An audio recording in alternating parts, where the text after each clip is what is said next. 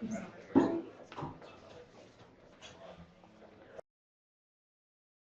I see most of you are not from one of my classes, which really says something, because I forced them to come to this. I want to first thank Gettysburg. This is the first time we've offered Hitler and Nazi Germany History 218 here on this campus. It's the support the campus has given has been spectacular. The trip to the Holocaust Museum, supporting Mrs. Shapiro coming and speaking before us, film next week, we're going to be running. Just overwhelming support of the course. So I want to thank Gettysburg Campus just for that. I think it's a rare honor we have to have Mrs. Shapiro speak today. As we were talking on the way in, the World War II Holocaust generation are becoming few and far between. We're losing them rapidly. And in a few short years, that period of human history will be lost. It will be ancient history to people. There'll be nobody who can connect it to us, make it real, like World War I is today. We have no veterans of them left. So it's a great honor that we have Mrs. Bluma Shapiro here to talk to us about her experiences, the trials, and the events that she's gone through. So I myself would like to thank you personally, and I'd like to thank you on behalf of HACC Gettysburg for coming out on the rainy day and putting up with my driving and the trip over here. I enjoyed the trip very much. I said, if ever the teaching thing doesn't work, I'm going to work for Uber. You're hired. So I'm going to allow her to tell her story. And at the end, if you have any questions, I know she'd love to answer them. If you have any questions for me about the class or anything like that, catch me. Please feel free. Or anything about the topic, I'll talk to your ear off. So with that, Mrs. Bluma Shapiro. Okay, I'm very pleased to be here, and I want to thank the faculty as well as my chauffeur. And Scott, where's the Scott? He arranged it all, and I wanted to thank you very much for having me here. And I appreciate it because I think not many of us have been left. And maybe by talking about what I had experienced will avoid a repetition of all my experiences. And I pray to God that the youngsters will never feel it, never have that experience that I had. I want to tell you that up to 1849, I never spoke about it, my experiences, even to my close family. And then at one time, I had it read in the papers that a professor at the University of now I forgot at one of the universities anyway, had written a book denying the Holocaust. It didn't happen. It was 1949. That up to then, until 1949, I haven't spoken about my experiences. I haven't done anything to enlighten the world of what had happened. But when I saw this article, you know, that he told the children it didn't happen, I lost my whole family, and he told me it didn't happen. You know, that made me start to talk about my experiences and the hope that in a small way I can avoid the repetition of it, and especially to the young people. So as I said, I come from Poland. The city is called Białystok, if you heard of it or not. It was a city that 50% of the inhabitants were Jewish. It's 100,000 inhabitants in Białystok, and 50% of them were Jewish. With a very nice life with them together. And I was in a school that had Jews and non-Jews, and very often we had exchange our habits of going to my shul, or I would go to church if something had happened there. So it was a nice, I recall my childhood growing up in a very nice atmosphere. The other stuff was a textile center, and 50% of the inhabitants were Jewish, and right along with each other. Now, of course, when the war broke out, my parents remember the Germans from the First World War.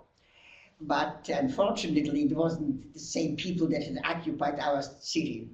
The Russians made, as you know from history already, the Russians made a pact with the Germans that the eastern part of Poland would be German and the western part would be Russians. And so in 1947, the Russians took over our town, of course, and we had to change. I was still in school. We had to change everything that we were used to. Even the history was changed because the Russians wanted us to learn their history, which wasn't very accurate, as you were familiar with the Russians. And of course, all the benefit I received then was I learned another language. By now, I spoke already 6 languages, and it helped me a lot. I will talk to the youngsters about it. It's very important to know an extra language. I would say that my knowledge of Russian and then of German saved my life. You never know what's behind it. You never know what's happened. I hope and pray that you'll never experience what I did. But it's good to have the chance to have another language. It came very handy in my life. So as you know from history, the Russians and the Germans, by a pact, had partitioned Poland. The eastern part of Poland was to be under Russian, and the western part under German. And I come from the city of Bialystok, which was on the eastern part of the Vistula, and of course we were occupied by the Russians. And of course, life had changed completely. I had to go by the Russians, not knowing the language in the school. I was already in the last year of high school, and we had to change ourselves to learn Russian, because it came the exams in the end of the year. We had to take a test in Russian. Well, my father was a worker. He was a Tischler, German. Tischler, what do you say? He was, you know what a Tischler is? In German, it's a Tischler. He was a carpenter. Carpenter, I got it. okay. I got it, yes. I speak 6 languages, it mixes up altogether. But of course, he lost his place of work, naturally, and became an employee of the Russian government. I come from a family from 5 children. I was the youngest one.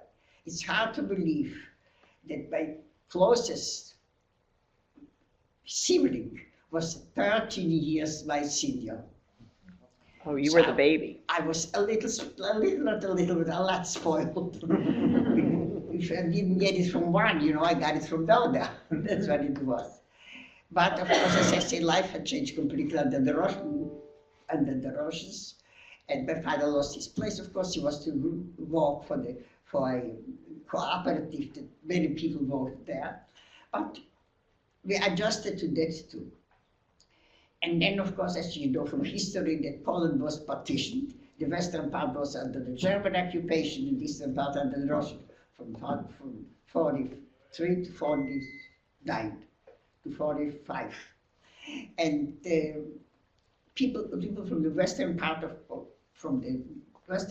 Poland were trying to smuggle themselves into the eastern part, because as bad as it was under the Russian government, life was saved. The life wasn't in danger. While on the German occupation, of course, it was very great danger of losing their lives. And many people from other sides of coming in, and of course we had shared our places with them. And it was very hard for the older generation, like my parents, to understand what they were telling us of the happenings in the western part of Poland. My parents remember the First World War, when they greeted all the Germans with bread and flowers to get rid of the Russians. And they couldn't believe all the stories that they were telling us, the refugees from the western part, what was happening in the western part of Poland. And of course, the first and most victims were the Jews. Yeah, I come from a city called Bialystok. It was a textile center, one of the biggest centers in Poland. And it was it's 100,000 population, which 50% was Jewish. And it was we lived very nice together and worked together and schooled together. And we didn't feel any reason of being persecuted. And when the people from the occupied German Poland smuggled themselves into Russians occupied Poland and talked about the stories what's happening there, my parents did not believe it. They remember the Germans from the First World War, whom they greeted with flowers and bread, and they couldn't comprehend that this is the Germans that it's terrible times for the Jews in the western part of Poland. However, with time, of course, we learn by experiencing it. But Białystok was a textile center, and it was 100,000 inhabitants, 50% were Jewish. It was a very nice place to raise children and have a good upbringing and good schooling, and really in peace with our neighbors. So much so that when the Germans came after 2 years of Russia's government in our part of Poland, the Germans came over and took over because they couldn't get along with the Russians, which is very normal in those days, and life had changed completely.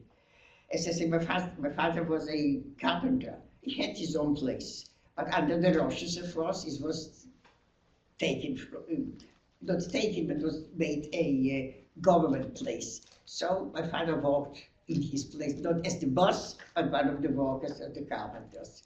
I come from a family from 5. I was the youngest one. My closest age sibling was 13 years my senior. And I have to tell you right now, of all the 5 children, 4 of them were married. I was the youngest. The difference between me and my youngest sibling was 13 years. And who would believe that of all the people, of all my family, I would be a survivor? I was spoiled rotten, I can't have to say it, because if I didn't get it from one, I got it from the other siblings. And being the youngest child, I had a sister and 3 brothers. They were married and had children. None of them survived. I'm the sole survivor. And again, if you would ask my parents at that time, who do you think has the greatest chance of surviving? They would never pick me. As I said, the difference between my youngest sibling was 13 years, and I was spoiled rotten, I have to say it. Because if I didn't get it from one, I got it from the other. And that was my destiny, I don't know why. But I do know one thing, that it was very important during the Holocaust years to know an extra language. I'm talking to the youngsters especially now. I now speak 6 languages. The knowledge of language saved my life, literally saved my life. Because one of the languages was German, and I had worked when the Germans occupied our city after they broke the peace with the Russians. They came over to the eastern part of Poland and occupied our city as well. So I worked there in order to supplement a little bit of the rations we were having, to have a contact with the non-Jewish population, exchanging goods from the house for food. And of course, as I said, I believe sincerely that the knowledge of languages had saved my life. I worked for the Germans when they came, of course, as a painter's firm. And they came from West Prussia. In order to be in the occupied territories, they had to be members of the Nazi party. That Mr. Hirschman was his name. He was a devoted Nazi. At one point, the women were cleaning after the painters, washing the windows, washing the floors. At one point, he came in and asked who knows the Gothic German script. You were afraid to volunteer because you never knew what was behind it. Yet my older sister, who worked with me, we were washing floors and cleaning windows, she says, tell them that you know it. Maybe to have a better job than washing windows and floors.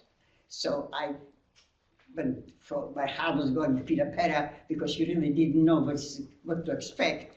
And I told him that I do know the Gothic script because Hitler introduced back the old German script which I had locally taken in school. And I became a secretary. I had the insignia, of course, that I'm Jewish, always wearing the yellow star and sitting in the office. And the ladies, the women who were working, were washing the floors in the windows after the painters had done their job.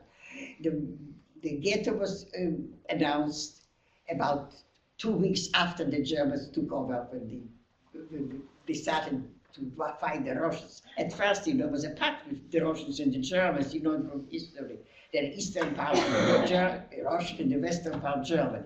But the Germans changed their mind and they attacked Russia. And then we were under the Russian occupation for a time. It also helped me later on in job to know the language of Russian, which we had in school. Because I graduated from high school already with the knowledge of Russian. And I want to talk to the youngsters, take an extra language. You never know what's going to happen in life. It's good to have it. So the persecutions of the Jews started from the first day that the Germans came in. And a ghetto was built, and the 50,000 Jewish families who lived at the time in Bialystok was 50-50, Poles and Jews, had to be put in the part of the city that would normally, under normal circumstances, maybe would have place for 10 or 15,000. So the 50,000 Jews were already put into the ghetto. And of course, a Jewish council was arranged. All the prominent people of the Jewish community members of, and all the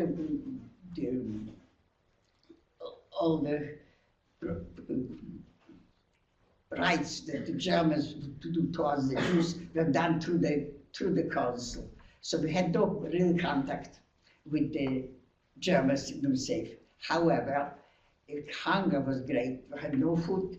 The portions that we were getting was so minimal that we couldn't survive on it. So we tried to walk outside of the ghetto in order to have a contact with non-Jewish population, exchanging goods from the house, like a tablecloth or a pillow or whatever is for the Jewish, from the non-Jewish population, and get some potatoes or a piece of bread to bring back home. Of course, I don't have to tell you, by now that all the rules that the Germans put was against the Jews. The insignia of the yellow star, front and back, when somebody was met without the yellow star, was shot without any questions right there and then. But still we walked outside the ghetto in order to supplement the food that we had received in the ghettos by exchanging goods from the house, taking out. We had the contact we had with the non-Jewish population because we worked together and we could exchange our goods for some food to bring back to the family. And when the ghetto was built, of course, the 50,000 Jews occupied a part of the city that normally would accommodate maybe 20, maybe 30,000. So, of course, more and more people were sharing the places of living. Locally at that time, my parents lived inside the ghetto. There was a cabaret for the ghetto, and we had place enough. So the people, normally, I myself, all my siblings were married. Myself and my parents lived in the house. At the time when the ghetto was built, we had 15 and 25 people living in the same room, in the same place. And atrocities were taking place every day. Outside of the ghetto, the Jews were walking and trying to walk outside because they had a contact with the non-Jewish population, exchanging the goods from the house for some food, risking their lives. Coming back into the ghetto, you might have been searched, and when you find something. I became a worker at a painter's firm that women were washing the floors and cleaning the windows after the painters had done their job. It was a German painting firm, a very devoted Nazi in order to come to the occupied territories. They had to be. But this one was believing in Hitler like Hitler himself. And at one point, I just want to, for the youngsters especially, take another language. Anyone, you don't know what will happen in life. It's good to know. I took German in school as a foreign language. And I knew the Gothic script. At one point, Mr. Hirschman was the owner of the painter's firm and came in while we were washing floors and windows. And he says, who of you knows the German old script, the old script? And I said, I do, but I was afraid to volunteer because you never knew what will happen if you volunteer. But my older sisters, what can you lose? Washing floors and windows. Tell them that you know it. And I did. I told him, yes, I do know the script. And from then on, of course, I became a secretary. I was sitting in an office, of course, with my insignia that I'm Jewish, and writing the bills, preparing the bills for the companies that the workers were working for. In the meantime, in the ghettos, naturally, roundups were taking place, and people were taken out, never to be seen again.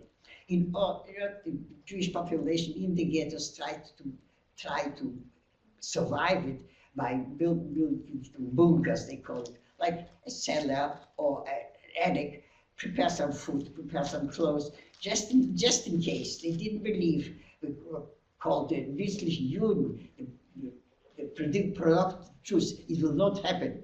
But of course, we knew that it will happen sooner or later.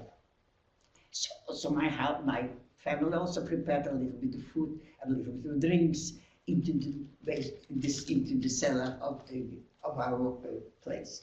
It was a very well-known bunker in the Bialystoker Ghetto. It's called the doctor's bunker. But the doctors lived in that building, and they supposedly prepared themselves for a year with food and running water that they had to build. Well, my family also had built a little bunker in the cellar, prepared some food and some water, just in case. But they still didn't believe the Germans would destroy the Jewish population, because it was 50% of the inhabitants in my hometown were Jewish. And it was a very textile center. And the Jews were working in the factories. And if they take out the Jews, the factories will be able to produce. So they were very reluctant of believing all the stories that are coming from people who escaped the western part of Poland and smuggled themselves into the eastern part and told us of all the atrocities that was taken in the western part. My parents did not believe it. My parents remember the Germans from 1914 when they greeted them with flowers and food to get rid of the communists and greeting the Germans in. They couldn't believe that the Germans are doing such atrocities as the people who had come from Central Poland, smuggled themselves into the eastern part of Poland and told us of everything that was taking place there.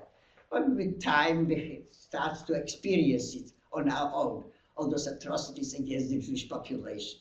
So working the sign, and if someone was caught in the street without the sign that he's a Jew, with a yellow star front and back, was shot right there. Of course, Jews were not allowed to sit in the parks, benches,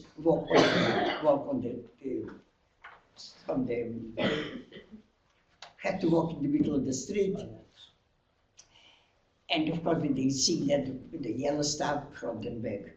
And from time to time, people were going out to work in order to supplement the food, take out some stuff from the house, exchanging it with the non-Jewish population for some food, for potatoes or perhaps bread or something. Can I ask a question? How did they treat you okay when you were negotiating, the non-Jews, or were they not? No, I have to say the non-Jewish population was helping an awful lot, also by risking their lives, by supporting them, even to exchange food. Okay. If a German would see a non-Jew giving bread to a Jew, she risked her life. But it happened. They did. We exchanged stuff from the house for food. And then, of course, it was then riskier to take it into the ghetto if she was searched. And I was coming back from work one day, and a group was coming back from work as well. And a woman was suspicious by the guards that she has something with her. They knew that they were bringing in some food, you know, and they searched her because they found some eggs. They made her to drink it. She drank so many until she dropped dead. And those such incidents happened very often. And of course, as I said, I was washing floors, but then I became a secretary. And so, but still in the office, the stars yellow star back and front. And it was easier for me because I wasn't exposed to the atrocities that were taking place at the time. But coming back to the ghetto, on the way, or even in the ghetto, I was met the same atrocities that was there. Bialystok was a textile center, and many of the factories were included in the ghetto, and the Jews were working in them. And it was the danger of going outside to work was very great, because you could be shot walking in the street. Or even in the office, it came in, the assessment came in, would take me out of the office and goodbye, Charlie. So my parents wanted me to get a job inside of the ghetto at least, the factories that were in the ghettos, the textile factories. And at one point, when we talked about it, to let me stay in the ghetto with any work or no work at all, less food, fine, in order not to be exposed to the dangers of staying outside. In the meantime, the owner of the place that I worked as a secretary, Mr. Hirschman, a very devoted Nazi, by the way, and yet he treated me very well because he needed my work. You see. And he passed away, and the wife was about to sell the business there. And of course, she knew nothing about the business. So through the Jewish government, applied to them for me to come out and help her sell the business. Of course, I couldn't say no. There was no such thing. If they wanted, they had to go. Because my parents already said for me to stay in the ghetto. It's better to stay in the ghetto, to take outside and take the risk of being killed as a Jew. So, but she wanted me, so there was no choice.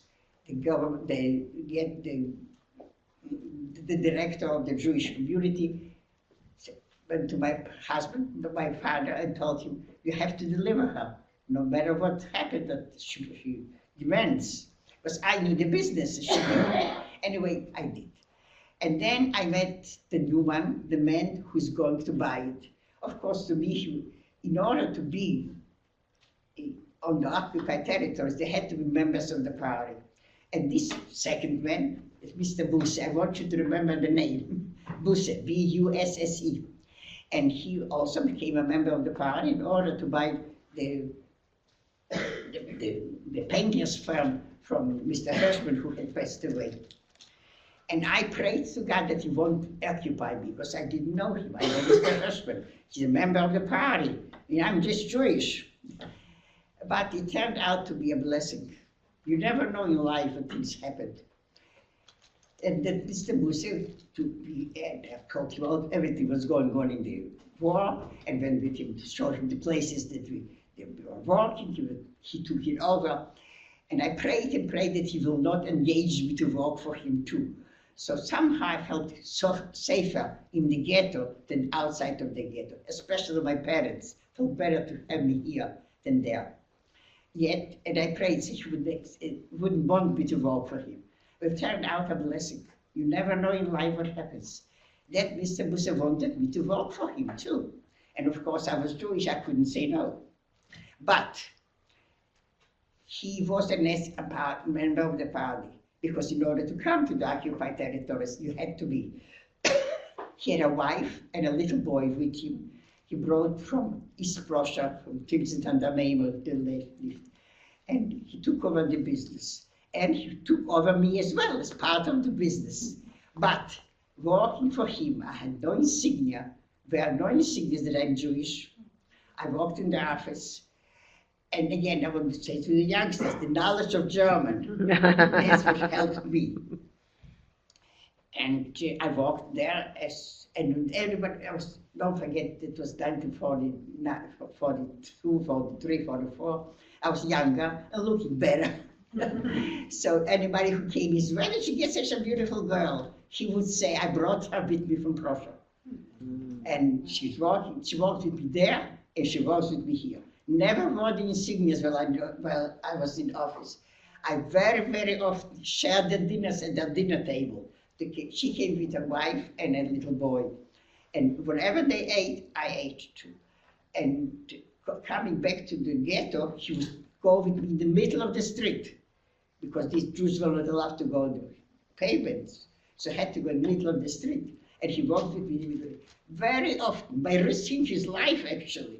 He would put things in my carrying case. And when I came to the guards, he says, she was not outside, she had no contact with anybody. She has some papers and books that she will walk from me at home.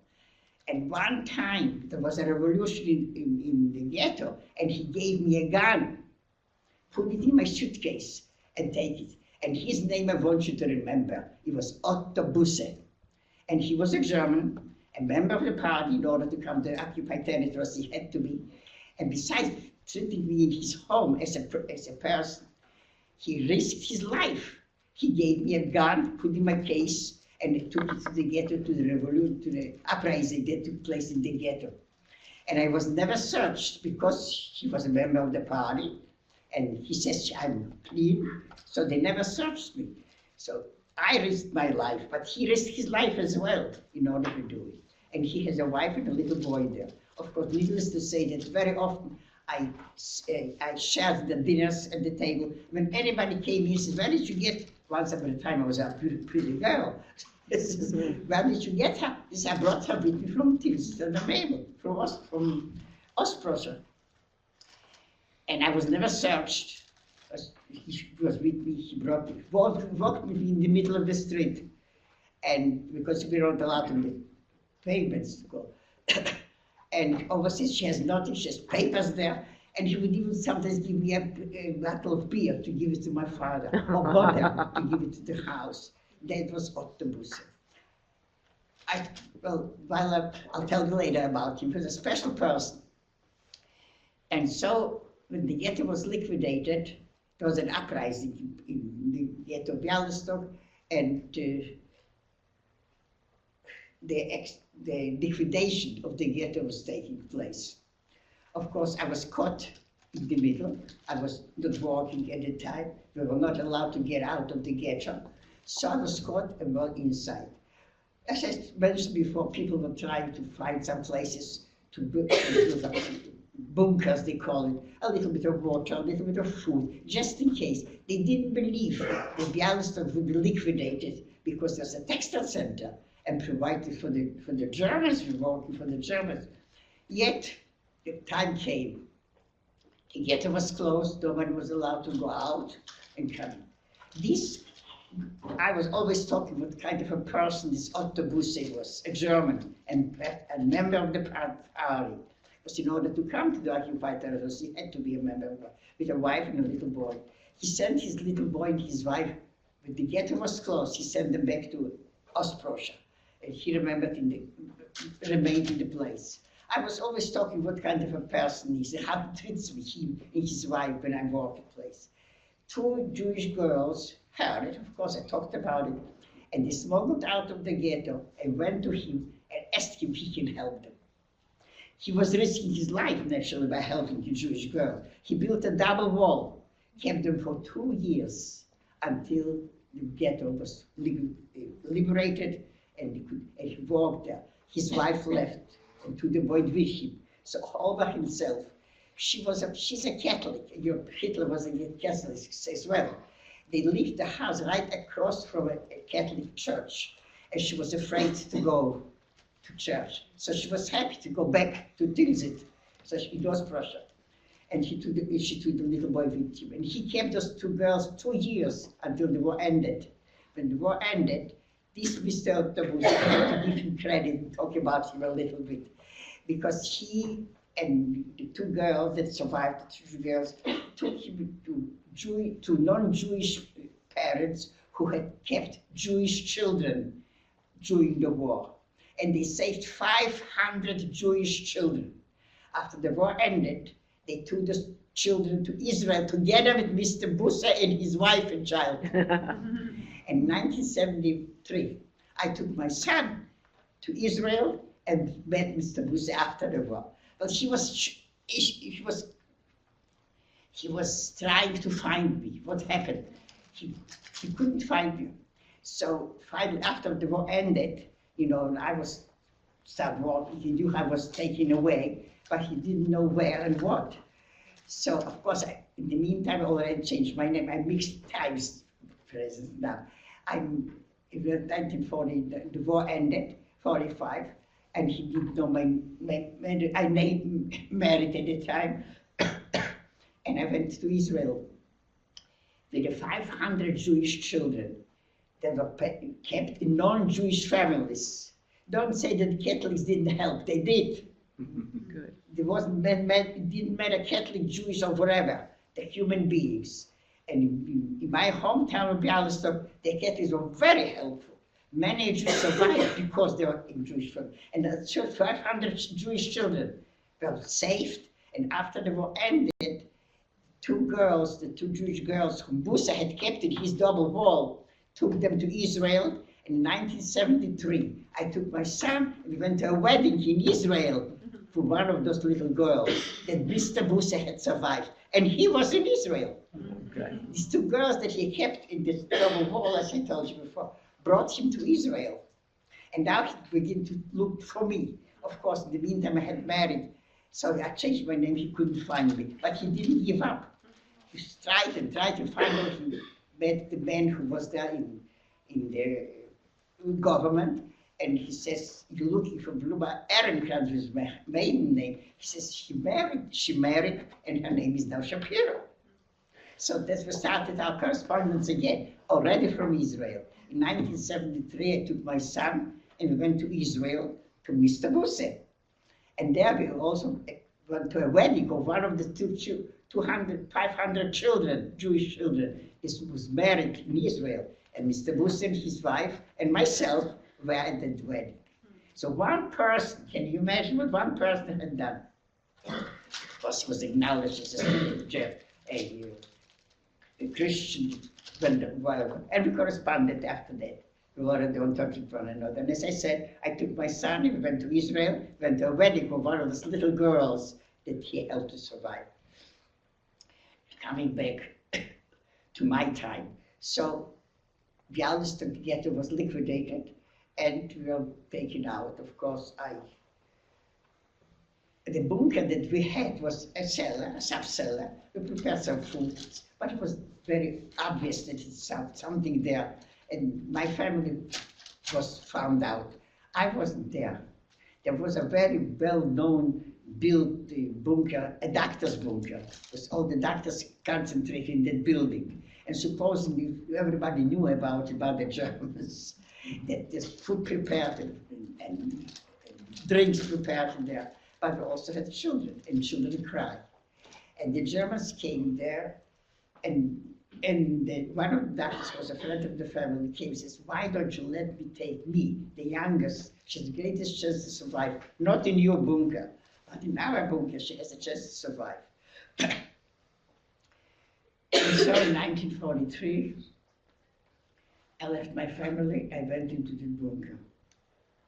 And indeed, it was a lot of water and electricity and a lot of food, but also children, and children cried. And there was an uprising in the ghetto itself at the time, so the Germans increased the people into the ghetto. We had the shooting, the constant shooting, and the crying and the screaming.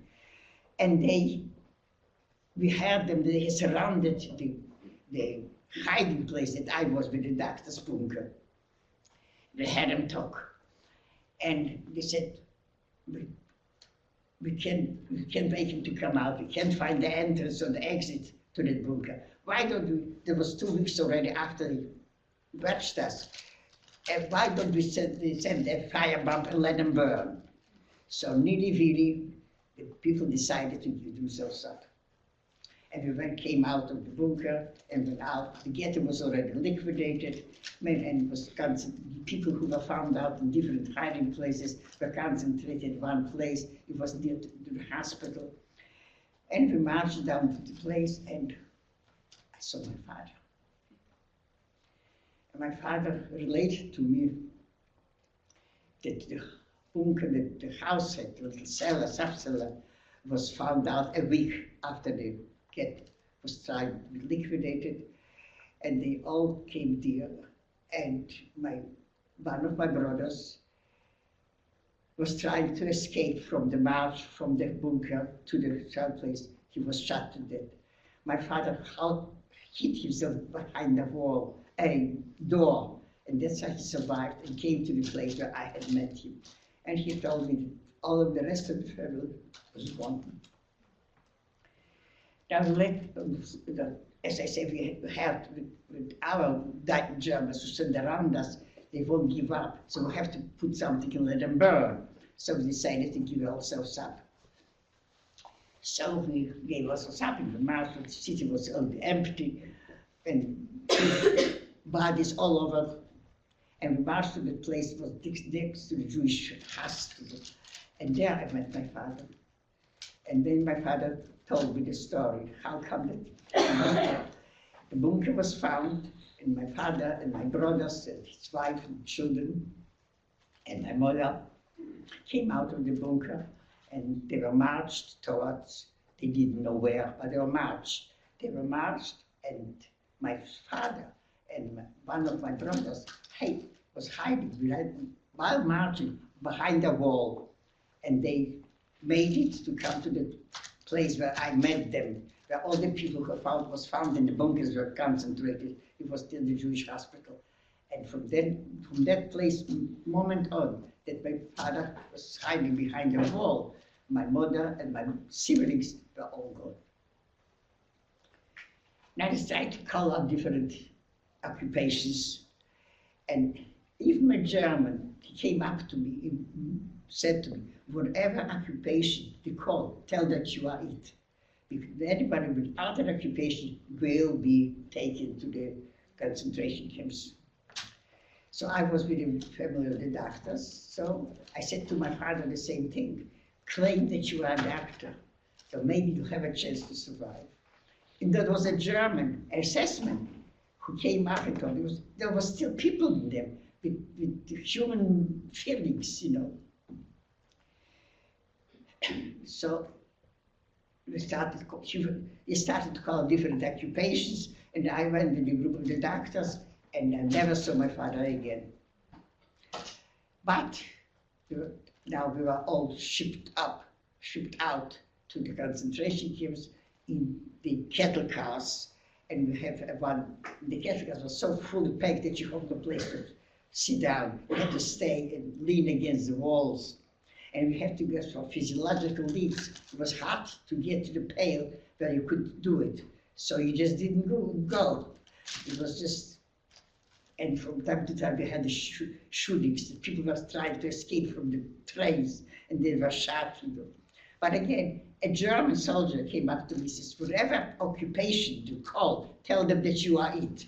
Because people without occupations will not survive that. A German again. And in the train, we had a pile for your physiological needs. You could get to it. It was so fully packed that if you wanted to get to the pail, you could reach it. So I don't know how long we traveled, and finally we came to a stop, and came out, and I was looking for my father, and I couldn't see him. So I assumed the worst, you know. And we came to Treblinka. By now you know the names of the concentration camp of Treblinka was in Poland. And we let the everything has to be the first temple. And here as you know, probably later on there was a revolution in Treblinka. And while the revolution took place, they took the people who were not capable to be in the revolution, put them into trains and put them deeper into Germany, and they took us to another camp, which called, it was not Auschwitz yet, I forgot the name, Malchow. You can do Malchow. The outlet was to find different people from all kinds of sides of Poland, and on the grounds, without food or drinks, or laying on the ground. It was hot, it was gently, it was August. A man crawled over, he came closer to me. And I recognized him as a refugee from Warsaw that came to our part of Poland and lived in our house. And he says to me, you try better to survive because none of your family survived. They were brought here to Majdanek, and all of them went to the gas chambers. So whatever you do, whatever occupation they call, tell them that you are it. When the doctor say you are a doctor, a seamstress, as anything, just get out of it. Nobody survived Majdanek. And so sure enough, it was that way. In the meantime, I met there a friend of my school friend, and his father was a doctor, and he was with a group of doctors. His father said to me, you come with us, with a group of doctors. We have greater chances to survive as a doctor than a housewife. So I'm standing there. He was, and one day I was there on the ground, laying down. I see somebody crawling and coming closer and closer to me.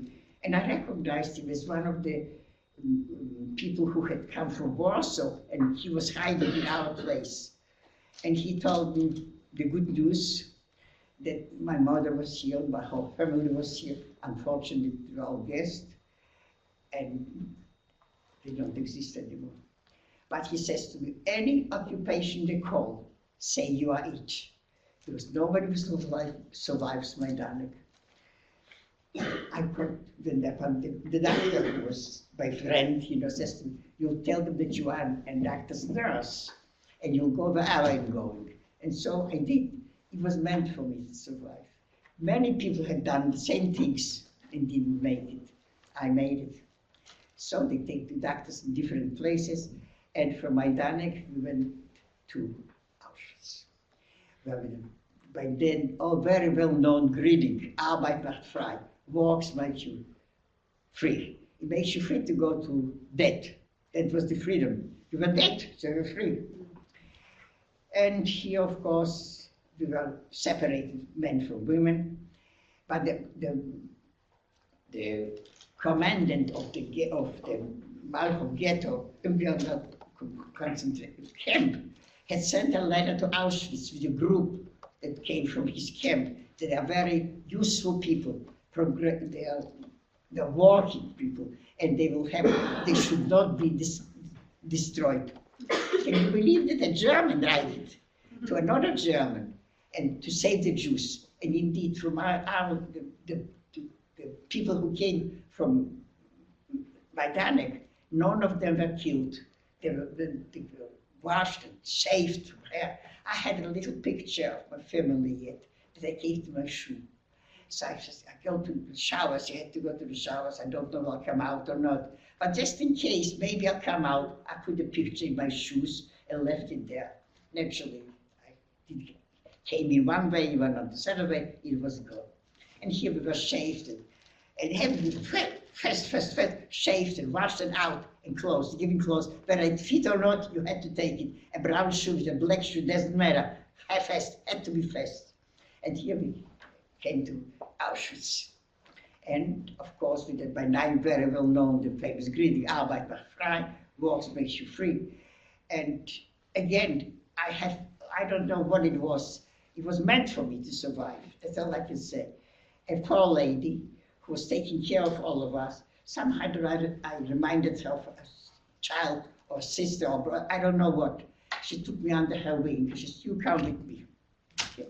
So I wasn't shaved. Everybody had their hair shaved, I wasn't shaved. She wanted me to come with my hair on. And I came there and we went to outfits already. I signed to blocks, and everything had been a fast tempo. I signed to the Blacksburg Stephen and she took me under her wing. I was assigned her work to make some baskets, supposedly for the bumps. It was cold. It was already January, February, it was cold, and my fingers were stiff. I couldn't hardly do anything. I don't know why she did it, but she did. She took me out of the end of the block, of the barrack where I was sitting there and hardly able to make these baskets, took me up higher. But from time to time, she was heating the stove. The barracks in Auschwitz were a long hall with a oven from red bricks in the middle, all through the light. Was never lit, was never warmed. And on both sides were the bunks for the people, for the Heftlingers, were there. So it was 3-story high. You were assigned to one of those bunks where to sleep. And she wanted me to survive. I have no explanation why and what and when. Maybe I reminded her of a sister or a child of her. She says, come away from that, you're next to the door, and that's why it's so cold and you can't make the quota. She took me up higher, but from time to time, put fire in the stove, and it was warmer to warm there. A stranger, a very stranger. I just want to emphasize that in Auschwitz, people were trying to help one another. No matter what the circumstances were, they were risking their lives by it. At one point, she organized a potato, the poor lady, and baked it in the oven, and gave me the salted hot water to drink. It was like the best spirit that you would ever drink. That's how it tasted, the salted hot water. But she was risking her life by doing it. And then there was already in Auschwitz, men were separated from the women, and I was on the 3rd floor bunk.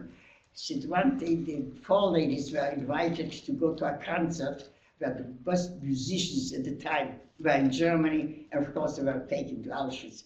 And the musicians will be performed at a concert. She wanted to take me with her.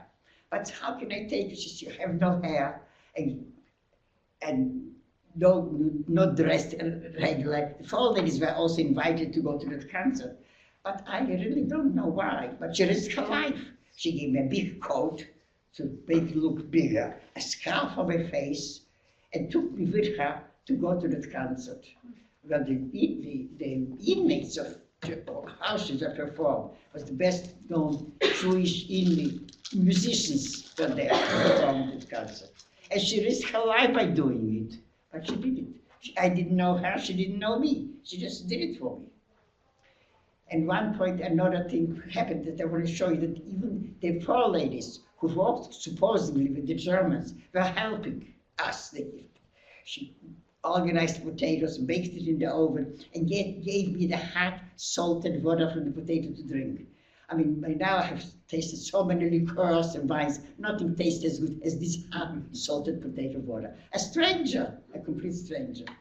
Then there was another incident I wanted to bring out, that in Auschwitz, the 4 ladies were invited to a concert performed by the best musicians at that time that were concentrated in Auschwitz. But she said, what can I take you? You have no hair, or you look like a walking skeleton. She organized a big coat, put a scarf on my face, red paper to my cheeks red, and took me with her to the concert. A 4 lady. She was screaming at us and everything, yet she had some humanity in her. She helped me, and I went to that concert. The musicians in Auschwitz performed at the tremendous concert. Well, Auschwitz, I walked in a sewing place first to sew, and then it changed.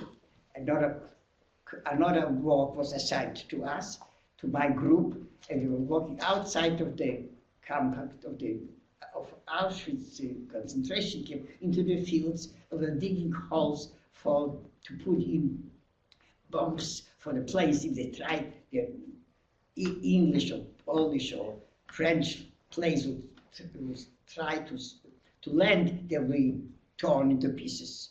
So it was the slaves. And we had to dig those holes. Of course, we were accompanied by the Germans, by the assessment, and dogs who were taught to kill. Sure enough, one of the dogs came closer and bit me in my foot. Well, took away one of my shoes. Coming back, I already have one shoe on, one shoe off. So naturally, I was in the last row to go back to camp. So one of the girls says to me, you know, there's a bathroom on the way where we're going. It's the only thing you'll be allowed to do, go into the bathroom. Take off the other shoe too, so you'll be walking normally with no shoes on.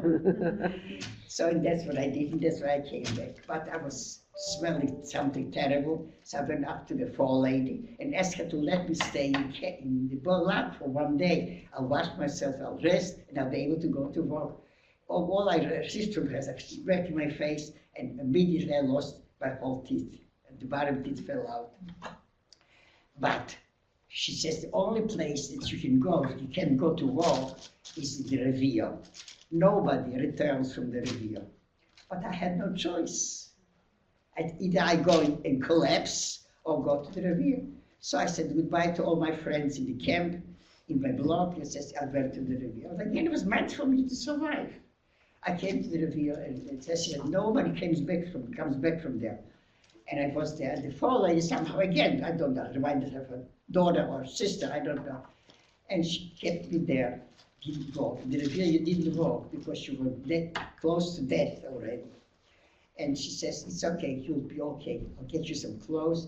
And she gave me a piece of paper to take to the warehouse, where for the first time I put on the, by now known, the Auschwitz suits. Was green and gray, pants, a jacket, and a scarf on my face. Another thing, the four ladies were invited to a concert performed by the inmates.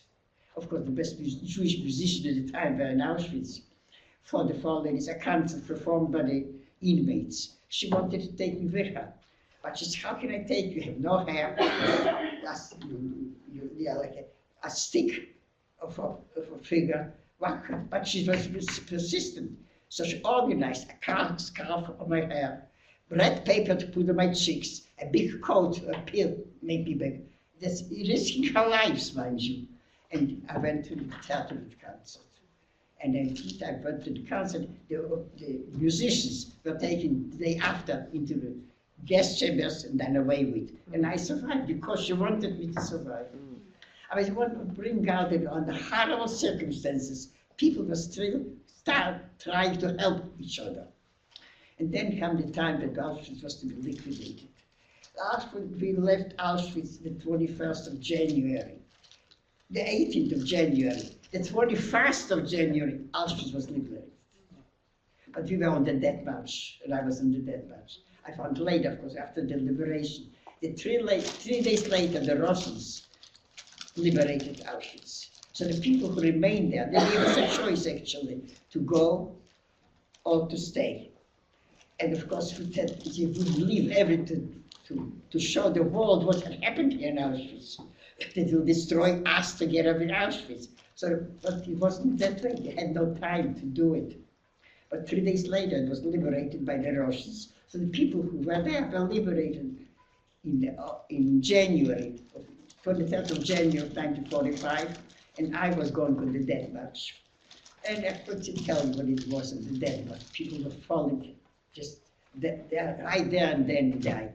I survived it. And who'd forget it? Just you dreamed about it. We walked, and people around the German population seeing us would try a potato or an apple or something. They were afraid to catch that. But the foreigners were with us, they would kill us because we caught that. And I just don't know how long we traveled. We walked, on the death march. People were falling away with it. And one of the inmates that was with me was pregnant. and she was pregnant on the death march. And she walked, and I wouldn't get ahead of me. It was things that happened, miracles indeed. After we walked off the death march, we came to a Malchow. It was a camp, just little bungalows, 24 people on the floor in the bungalows. And who do you think I saw the pregnant woman? I says, Eva, how did you make that? She says, I didn't make it, they made me make it. The infamous Dr. Mengele, are you familiar with his name? The infamous Dr. Mengele put her on the table to remove the child. And an order came to let her go on with the pregnancy. She was on the death march. She made it. She came to Malchow. And here, the SS ladies were pampering her. They wanted her to give birth to the baby. And she did. She brought baby, and the baby survived. And after the war, she became a doctor. So. And we had to make some clothes for her. They gave us yarn and needles to work the clothes for the little baby. SS ladies. I mean, it's unbelievable what had happened. Still a little human was there. So I was liberated in Malchow by the Russians. And again, the Russians didn't believe that Jewish girls survived without cooperating with the Germans. My knowledge of Russian helped. So the girls, tell them, you know Russian, tell them, explain them. And I did. I said, look at us, we looked like collaborators. We hardly could stand on our feet, just like a pin we were. And of course they believed us. And with them, we marched out of Malchow, and we went deeper into Germany because the Russians wanted to meet the Allies. You know, the Germans were terribly afraid of the Russians. They also wanted to be the Allies. They had to be liberated by the Allies, not by the Russians. So we all marched right along with them. And we on the way, of course, people, the Germans, of course, had their furniture and clothing going there, and we felt so good. So they had the clothing, they had worry about the clothing. We had nothing to worry about just ourselves. And we came to a place there, and it was a forest, and there was just, we were hungry, what shall we do? We saw a field right there where the people had put potatoes there. So there was nobody watching us. So I think 3, 4, 5 of us, 6 of us, 10 of us went into some dug out those potatoes and started eating the raw potatoes overnight. Then on the way already marching again, we saw already broken cars and goods that the Germans were escaping. They were afraid of the Russians. They were coming from the east. And the Allies were coming from the west, as they wanted to be liberated by anybody but the Russians. The Russians knew what to do with them, you know. I took off what the Russians did for liberated. Auschwitz went on the march on the 17th. On the 23rd, Auschwitz was liberated. So people who stayed in Auschwitz didn't go on the death march, were liberated much earlier. But we didn't trust them. The Germans leave everything for them to the world to see what had happened here. Somehow they did. And so the Russians liberated us. Again, they didn't believe the Jewish girls survived without cooperating with the Germans. So the girl says, you speak Russian, tell them. So I was afraid to say that, anyway, but I did. I took off my dress. It was made from an army blanket. I says, see how it works in itself, this full of lies it was. Do we look like cooperators? And I talked to them and believed us. There was a little house there, and they say you can go in there, about 20 of you, in that little house, and you'll rest out. But we were afraid of the soldiers. Soldiers don't ask whether you're Jewish or not. So we put a big sign, typhus. It did help. It kept them out.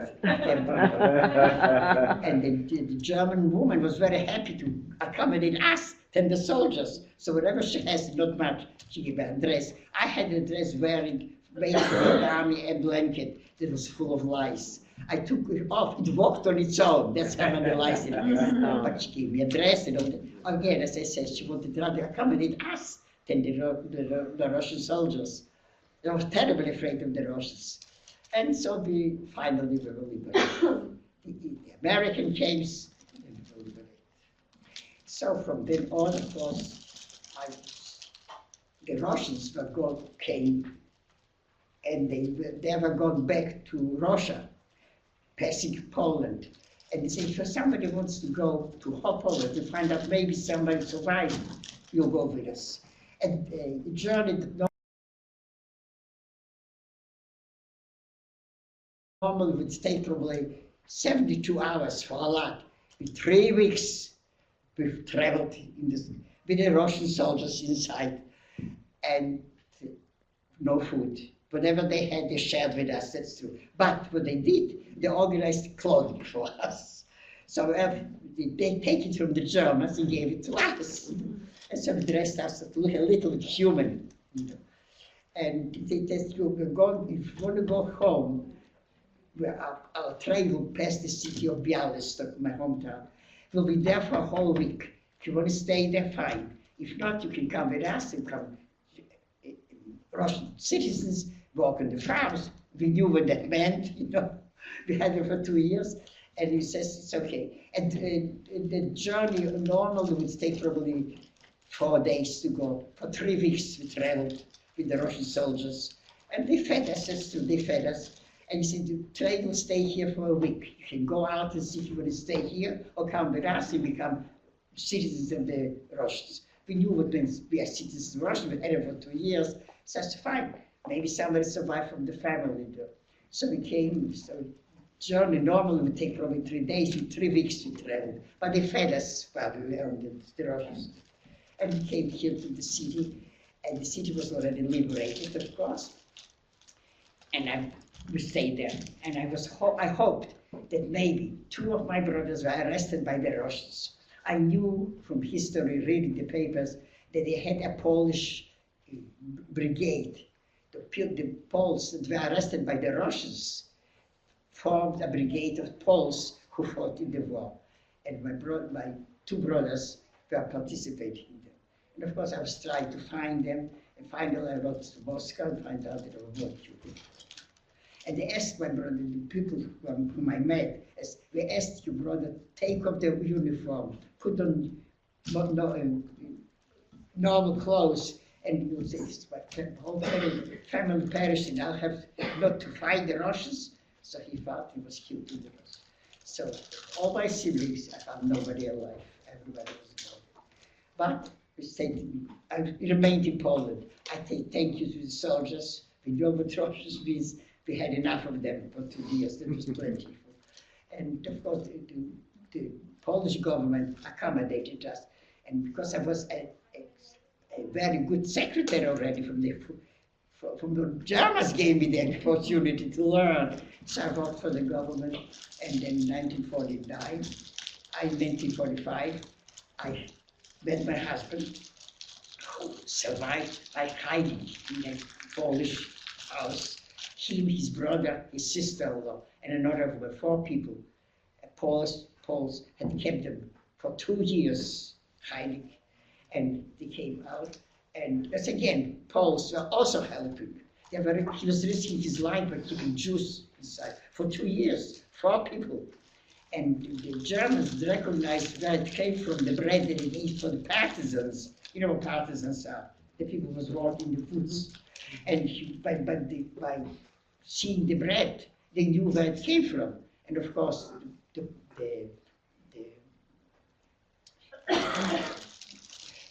man that gave this to the fighters would be arrested. The bread was identified as his. So not only him, but the family too was killed by the Germans. But my husband, his brother, my sister-in-law, and another woman, 4 people, for 2 years were in hiding in the Polish power house. And they survived. And then this man came to my wedding when I got married. This man who helped them survive. And so, as I said, I was married in 1949. Up till then, I didn't talk about the experience. I didn't tell my husband to be how and what and when. But I read in the newspapers, 1949, I read a paper, and it says that there was no such thing as Auschwitz. there was no such thing as all the concentration camps. He said, makeup. So I said to my husband, don't you think I should tell them the truth? He says, you better. And from then on, I haven't stopped talking. Never experienced it. And if you have any questions, I'll be very happy to answer. Thank you very much.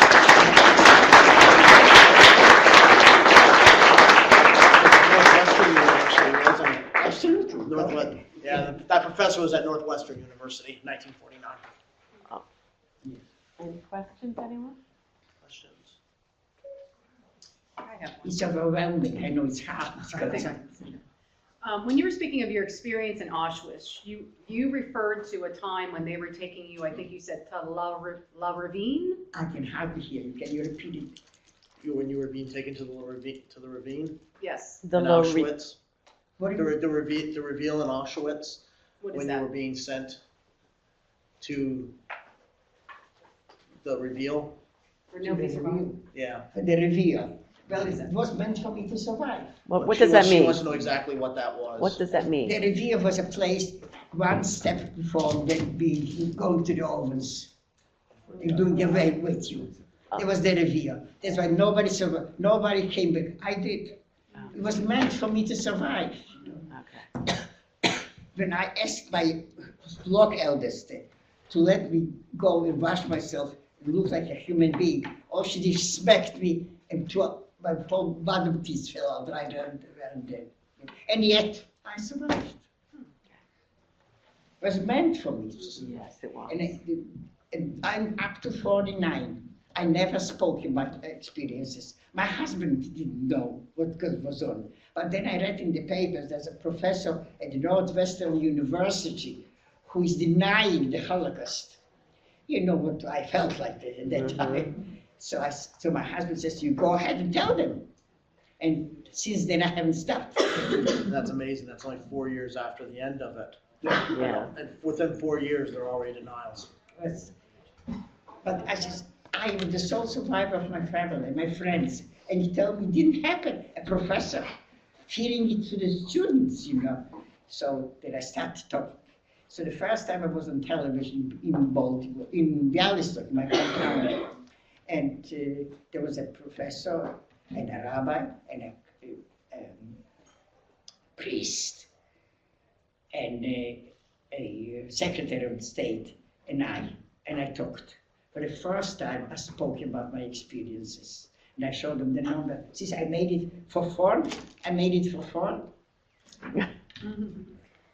I want to thank you for coming today and sharing your story with us. And I have a question. Go ahead. Have you written down any of your, what I'll just say is a memoir? Is this in writing anywhere that you might share that with I us? don't hear you clearly. Well, has this ever been written down? Has anybody ever written down your story? Yes, in Baltimore. Baltimore. In Baltimore, yeah. I had interviews with some writers, and they wrote it down. I could never sit down and write it. It was too much. But talking, I talk.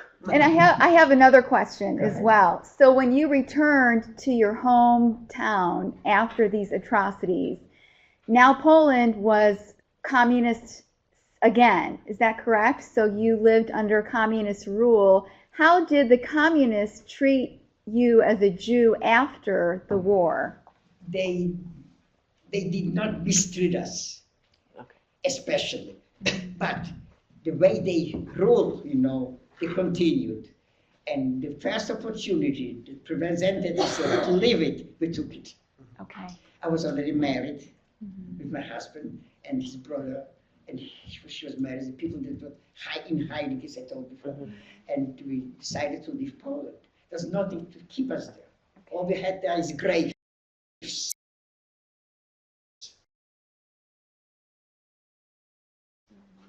And they were not kept the right way, so we did it. And I had a choice to go to Israel or to America. My husband wanted to go to America. I wanted to go to Israel because the only relative of my family that I knew of lived in Israel. And he wrote to me after the liberation and prepared the papers for me to go there. But my husband wanted to go to America. So I wrote to my uncle about it. Go to America. I said, I have nobody in America. I says, yes, you do. You have an aunt in America. I never knew about it. I gave me her address, and sure enough, I went to America and contacted her with my aunt. That's right. Thank you. Communist governments mistreat everybody equally. Does she still have the tattoo on her arm? Do you still have the tattoo? You Yes. still have your numbers. You can come out and see it. I want to come. Go on, go see it. Yeah.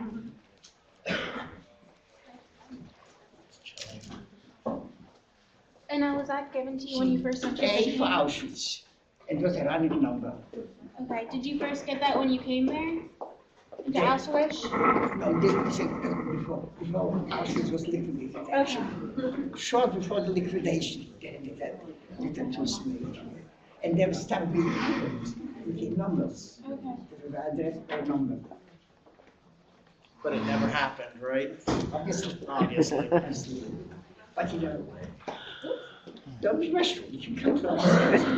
You see, it's not one line, it's points. So you can start off with a ball.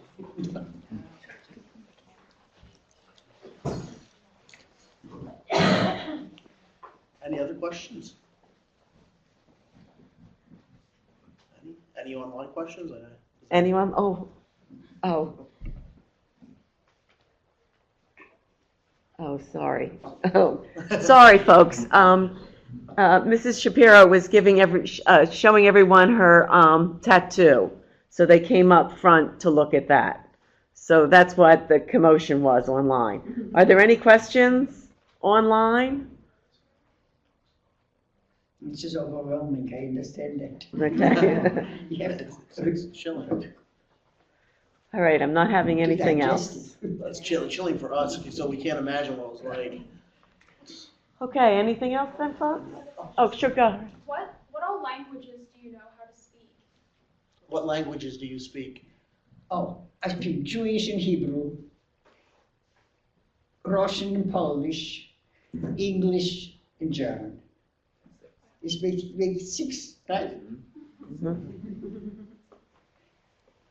Which in So itself you is know we say, amazing. It is. We say, this pure Latine, ego te faciam moschipane. My young man, learn a language.